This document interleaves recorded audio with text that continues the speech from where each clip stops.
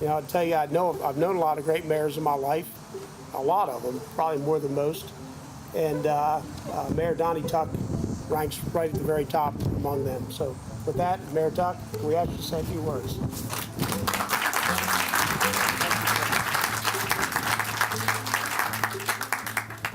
Good morning.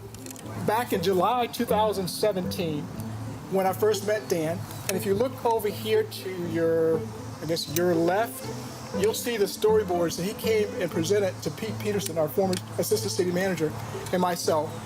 And it was just almost overwhelming, first of all, because here was someone who came to the city and talked about his desire to do a signature project in Phoebus.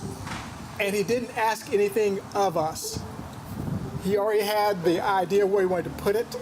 He was going to purchase the land and do this project. And he told us about other projects that he had done in this region, and the fact that he lived at Fort Monroe, and the name of this would be Monroe Gates because he wanted it to be the entryway, the statement entryway to Fort Monroe. And I think that's what we have. And I was asked earlier about what this means to me as a mayor and what it means to the city.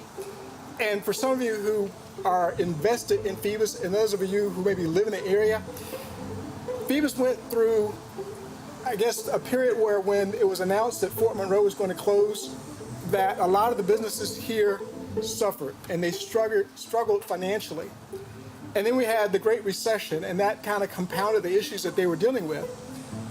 And so for those individuals who have decided to stick it out, what you're seeing now is a reinvestment that individuals believe in what Phoebus can become. And so we just want to thank those who are helping Phoebus become that great, great vision. And it's everybody under this tent and some other individuals who couldn't be here. But individuals have caught the vision and they're making those investments. So now we just look at Phoebus as this hot property, community, as if it's always been that way. And I think it's great when you can almost take something for granted. But Dan has shown that he's not only invested in this particular project, but he also believes in the vision and he's looking at other projects. So I just want to say on behalf of the city that we thank you. As I reflected on the thoughts I wanted to share with you today, my mind covered a lot of topics. I could obviously sit up here and spin development stories all day long and tell you about environmental issues, lender issues, setback issues, all the things developers deal with every day, and we'd all get bored. But there are some pretty good stories if you want to hear them. But as I look around, this is a 5-acre site, and I know that 18 months from now, we would be sitting in the middle of a lobby of one of the finest apartment buildings ever built in Hampton Roads. And when I look around, I think, as so many, as the pastor said, these are going to be homes for 162 new families.